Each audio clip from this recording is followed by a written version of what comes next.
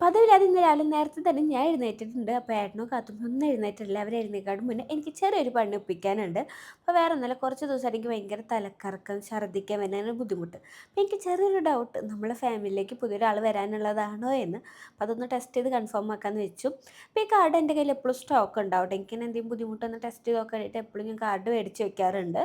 അപ്പോൾ അതൊക്കെ എടുത്തൊന്ന് ടെസ്റ്റ് ചെയ്ത് നോക്കിയപ്പോൾ സത്യത്തിൽ കൺഫേം ആയിരുന്നു. അത് കണ്ടത് എൻ്റെ കിളി മൊത്തത്തിലാണ് പറന്നുട്ടോ. കാരണം 2 മാസമായിട്ട് കാത്തുമ്മ ഭയങ്കര വാശിയാണ്. അവൾക്കൊരു ബേബി വേണംന്ന് പറഞ്ഞിട്ട്. അത് ഇത്രയും പെട്ടെന്ന് ദൈവം സാധിച്ചു കൊടുക്കുമെന്ന് ഞാനും വിചാരിച്ചില്ല. അങ്ങനെ ദാ ഞാൻ രണ്ടാമത്തെ പ്രഗ്നൻ്റ് ആണെന്നുള്ള വിശേഷം കൂടി നിങ്ങളെ അറിയിക്കുകയാണ്. പിന്നെ ഇത് നമുക്ക് ഏട്ടനെയും കാത്തുമ്മനെയൊക്കെ അറിയിക്കണം കേട്ടോ. അപ്പോൾ ആദ്യം ആരെ അറിയിക്കും എന്നുള്ള ആലോചനയിലാണ് ഞാൻ. അങ്ങനെ ഞാൻ മെല്ലെ റൂമിലേക്ക് ചെന്ന് നോക്കിയപ്പോൾ ദാ നമ്മളെ കാത്തുമ്മ എഴുന്നേറ്റിരിക്കുന്നു. അപ്പോൾ പിന്നെ ആദ്യം അവളെ തന്നെ അറിയിക്കാമെന്ന് വെച്ചിട്ട് അവളെ പതുക്കെ എടുത്തിട്ട് ഞാൻ മെല്ലെ അപ്പുറത്തെ റൂമിലേക്ക് പോവുകയാണ്. ഏട്ടൻ നല്ല ഉറക്കത്തിലാണ് ട്ടോ. കാത്തൊരു സാധനം തെറ്റമ്മ.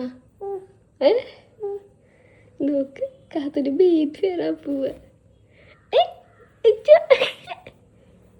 കാത്തൊരു ബേബി വേണ.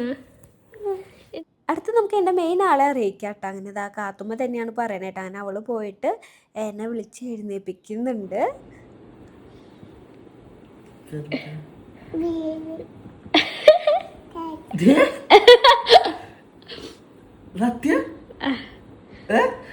ആരാ ബേബി ആത്തോ? കാത്തൊരു ബേബി വരാൻ പോവാ.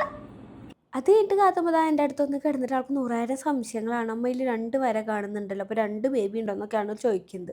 എന്നിട്ട് ഞാൻ എന്ത് മറുപടി അവൾക്ക് പറഞ്ഞു കൊടുക്കുക ഈശ്വര. ഓക്കെ, കാത്തെന്താ ബേബിനെ വിളിക്കുക? ബേബി. പിന്നെ കാത്തുമ്പോൾ നമ്മൾ ഉണ്ണിക്ക് ആദ്യമായിട്ടൊരു ഉമ്മയും കൊടുത്തതിന് ശേഷം ഞാൻ മെല്ലെ പോയിട്ട് അമ്മേനെ വിളിച്ചിട്ട് ഇങ്ങോട്ട് വരുമോ എന്ന് ചോദിച്ചു. അങ്ങനെ അവർ വന്നത് അവർക്ക് നമ്മളെ കാത്തുമ്മയാണ് കേട്ടോ കാണിച്ചു കൊടുത്തത്.